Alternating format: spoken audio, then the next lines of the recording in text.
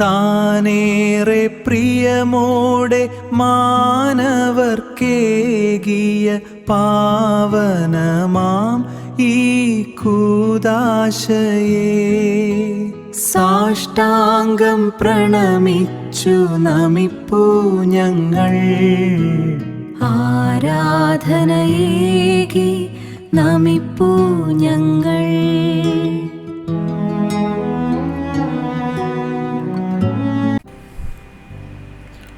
ഓ പരമദിവികാരുണ്യനാഥനായ ഈശോയെ, അങ്ങയുടെ അനന്തമായ സ്നേഹവും കാരുണ്യവും അനുഭവിച്ച്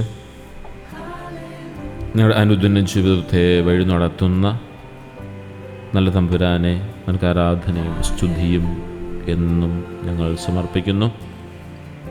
പരിശുദ്ധപരമായ ദിവികാരുണ്യമേ, എന്നുമെന്നും അങ്ങേക്ക് ഞങ്ങൾ ആരാധന സമർപ്പിക്കുന്നു. ജീവൻ്റെ ഉറവിടമായ ഈശോയെ, അപ്പത്തിൻ്റെ രൂപത്തിൽ ഞങ്ങളുടെ മധ്യേ വസിക്കുന്ന അങ്ങയെ ഞങ്ങൾ സ്നേഹപൂർവ്വം ആരാധിക്കുന്നു. ഈ ചുരുങ്ങിയ സമയം അങ്ങയോടൊപ്പമായിരിക്കുവാൻ ഞങ്ങളെ അനുഗ്രഹിക്കണമേ. ഞങ്ങളുടെ ജീവിതത്തെ പരിപൂർണമായി ഞങ്ങൾ അങ്ങേക്ക് സമർപ്പിക്കുന്നു. എൻ്റെ ദൈവമേ, നിന്നെ ഞാൻ സ്നേഹിക്കുന്നു. എന്റെ ദൈവമേ, നിന്നെ ഞാൻ സ്നേഹിക്കുന്നു. എന്റെ തെറ്റുകൾ പൊറുക്കേണമേ നാഥ. നിന്റെ സന്നിധിയിൽ ഞാൻ അണയുന്നു.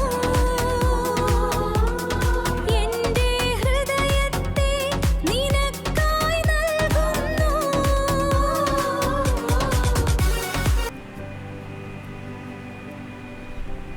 പ്രിയ സഹോദരങ്ങളെ, ഇപ്പോൾ കേട്ട ഗാനത്തിലൂടെ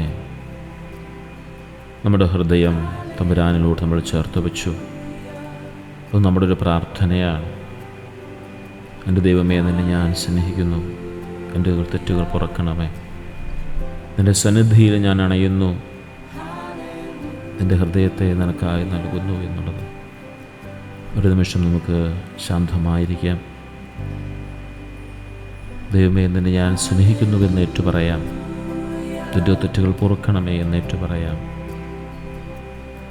കർത്താവേ, നിൻ്റെ സന്നിധിയിൽ ഞാൻ അണഞ്ഞിരിക്കുന്നു. എൻ്റെ ഹൃദയത്തെ നീ കാണണമേ എന്ന് പ്രാർത്ഥിക്കാം. മത്തായിയുടെ സുവിശേഷം 11-ാം അധ്യായം 28-ാം വാക്യം, അധ്വാനിക്കുന്നവരും ഭാരം ചുമക്കുന്നവരുമായ നിങ്ങളെല്ലാവരും എൻ്റെ അടുക്കൽ വരുവിൻ, ഞാൻ നിങ്ങളെ ആശ്വസിപ്പിക്കാം. ഏറ്റവും വലിയ സങ്കടങ്ങളുടെ അവസരങ്ങളിൽ, നമ്മുടെ ജീവിതം വലിയ ഭാരത്താന്നറിയുന്ന സമയങ്ങളിൽ തമ്പുരാനല്ലാതെ മറ്റാർക്കും നമ്മുടെ അധ്വാന ഭാരത്തെ മനസ്സിലാക്കാനായിട്ട് സാധിക്കില്ല. കൂടെയുണ്ട് എന്ന് കരുതുന്നവരൊക്കെ ഉപേക്ഷിക്കുന്ന സമയങ്ങൾ, നമ്മുടെ അധ്വാനത്തിൻ്റെ ഫലം അനുഭവിച്ചവരെല്ലാം നമ്മളെ ഉപേക്ഷിച്ച് അവരുടെ സന്തോഷങ്ങളിലേക്ക് ചേക്കേറുന്ന നിമിഷങ്ങൾ, അവിടെയൊക്കെ നാം തിരിച്ചറിയേണ്ടതൊന്നേ ഉള്ളൂ. മത്തായിയുടെ സുവിശേഷം 11:28 തമ്പുരാൻ നമ്മോട് പറയുന്നൊരു കാര്യം ഇതാണ്: നിൻ്റെ ഭാരം എത്രമാത്രം കഠിനമായാലും, നിൻ്റെ വേദന എത്രമാത്രം സഹിക്കാൻ പറ്റാത്തതാണെങ്കിലും എൻ്റെ അടുത്ത് വരുവിൻ, ദിവികാരുണ്യനാഥൻ്റെ അടുത്ത് എത്തുവിൻ എന്നാണ് പറയുക. അവിടെ മാത്രമാണ് നമുക്ക് ആശ്വാസം കണ്ടെത്താനായിട്ട് സാധിക്കുക. നാം എവിടേക്കാണോ ആശ്വാസം കണ്ടെത്താൻ ഈ നാൾ വരെ ശ്രമിച്ചത്, അവിടെ നിന്നെല്ലാം നമ്മൾ പടിയിറങ്ങേണ്ടതായിട്ടുണ്ട്. നമ്മുടെ അധ്വാനത്തിൻ്റെ ഫലങ്ങൾ അനുഭവിച്ചവർ നമ്മുടെ ജീവിതത്തിൽ നിന്നും എന്നേ പടിയിറങ്ങിപ്പോയി എന്ന് നമ്മൾ തിരിച്ചറിയുന്ന ചില സന്ദർഭങ്ങൾ പലപ്പോഴും പലരും നമ്മോട് പങ്കുവയ്ക്കാറുണ്ട്. ഞങ്ങളവർക്ക് വേണ്ടി ഞങ്ങളുടെ സമയം മുഴുവൻ ചെലവഴിച്ചു, സമ്പത്ത് മുഴുവൻ ചെലവഴിച്ചു, അവരുടെ ആവശ്യങ്ങൾക്കായി ഞങ്ങളുടെ ജീവിതത്തെ മുഴുവൻ മാറ്റി നിർത്തി വിട്ടുകൊടുത്തു. അവർ അപമാനിതരാകാതിരിക്കാൻ വേണ്ടി അവർക്ക് വേണ്ടി കരുതലായി കൂടെ നിന്നു. അവരുടെ എല്ലാ ആവശ്യങ്ങളിലും കൂടെ നിന്നു. പക്ഷേ ആവശ്യം കഴിഞ്ഞപ്പോൾ കടന്നുപോയവരുടെ നീണ്ട നിരയെക്കുറിച്ച് എപ്പോഴും എല്ലാവരും പരാതി പറയാറുണ്ട്. ഒരു സാധാരണ മനുഷ്യൻ്റെ അധ്വാന ഭാരം, അവൻ ചുമക്കുന്ന അധ്വാന ഭാരമെന്ന് പറയുന്നത് അവൻ്റെ കുടുംബത്തിനു വേണ്ടി, ഒരു നാടിനു വേണ്ടി, വിദേശത്തിനു വേണ്ടി ചെയ്യുന്ന എല്ലാ ത്യാഗങ്ങളും സഹനങ്ങളും കൂട്ടിച്ചേരുന്നതാണ്.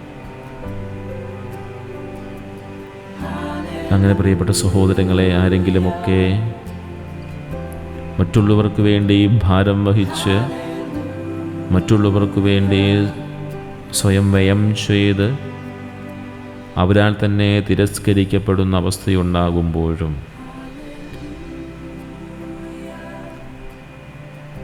മറ്റുള്ളവരെ സഹായിച്ച് അതിൻ്റെ ഭാരമെല്ലാം പേറി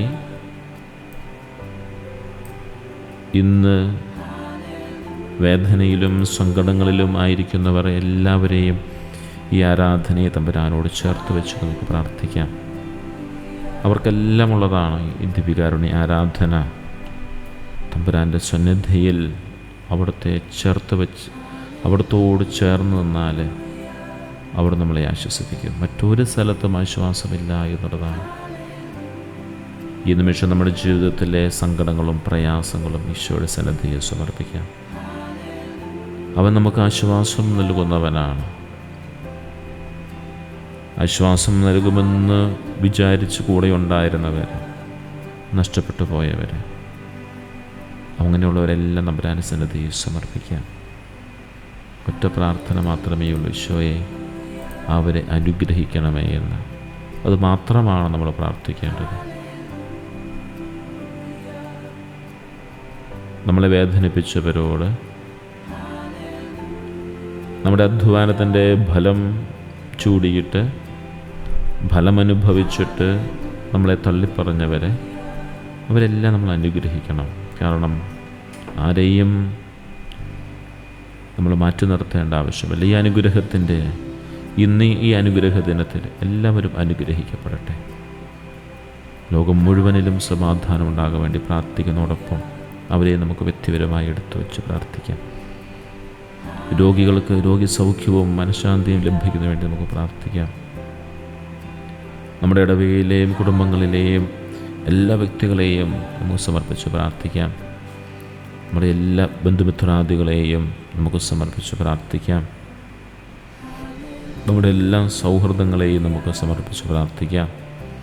എല്ലാ സ്നേഹിതരെയും സമർപ്പിച്ച് പ്രാർത്ഥിക്കാം.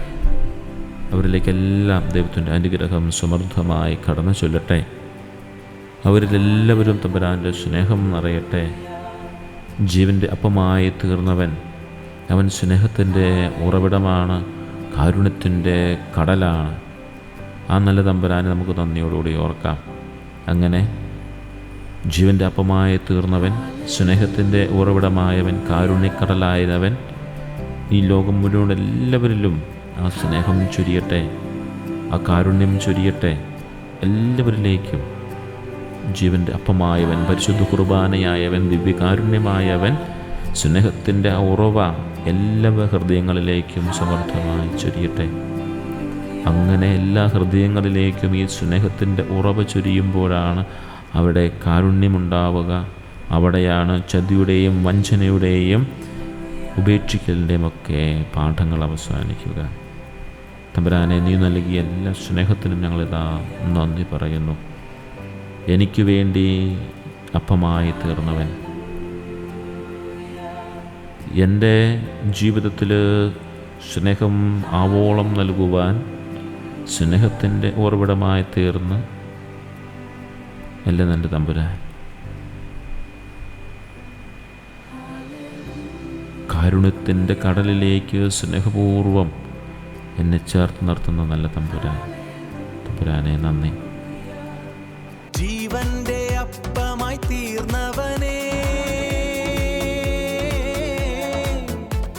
സ്നേഹത്തിനുറവിടം നീയല്ലോ. കാരുണ്യക്കടലായ തമ്പുരാനേ, അങ്ങേക്കു നന്ദി ചൊല്ലുന്നിതാ ഞങ്ങൾ.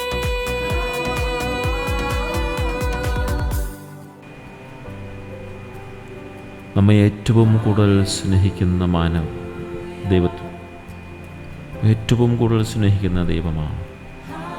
അവിടുന്ന് നൽകിയ ഏറ്റവും വലിയ സമ്മാനവുമാണ് ഈ ദിവ്യകാരുണ്യം. ആ ദിവ്യകാരുണ്യത്തിൻ്റെ മുമ്പിൽ നമ്മുടെ ജീവിതത്തെ പരിപൂർണമായി സമർപ്പിച്ച് നമുക്ക് ആരാധന നൽകാം.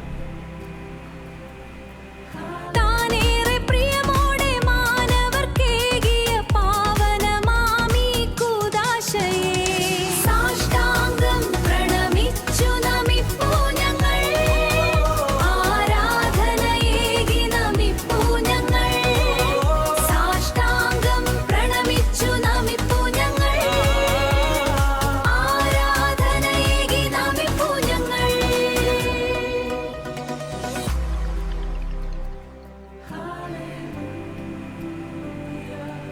ഒരു നിമിഷം നമുക്ക് മനസ്സ് തുറന്ന് ആഴത്തിൽ പ്രാർത്ഥിക്കാം.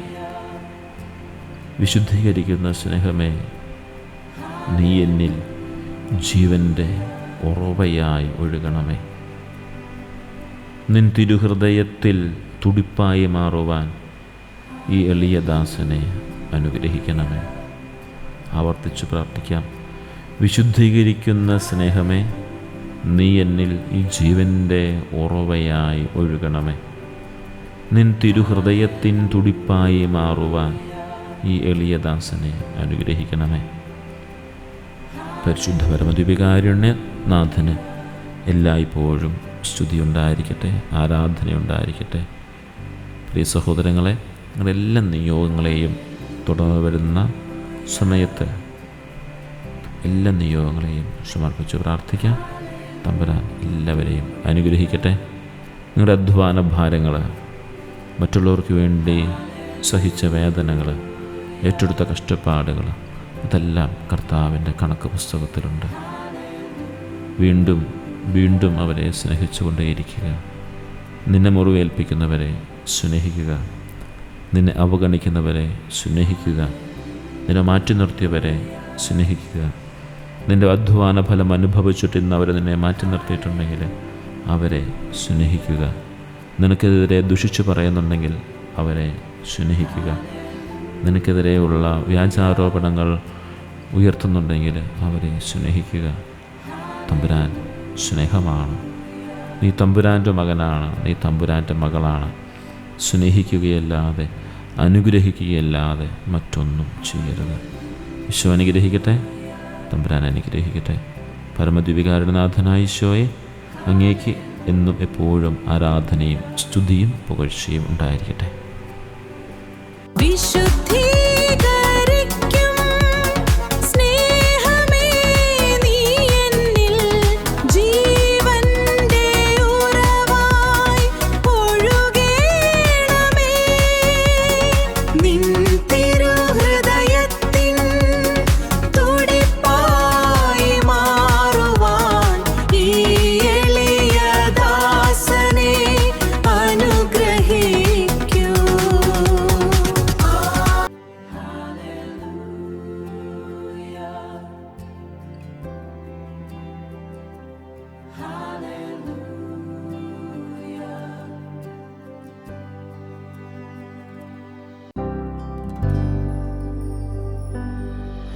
Hallelujah.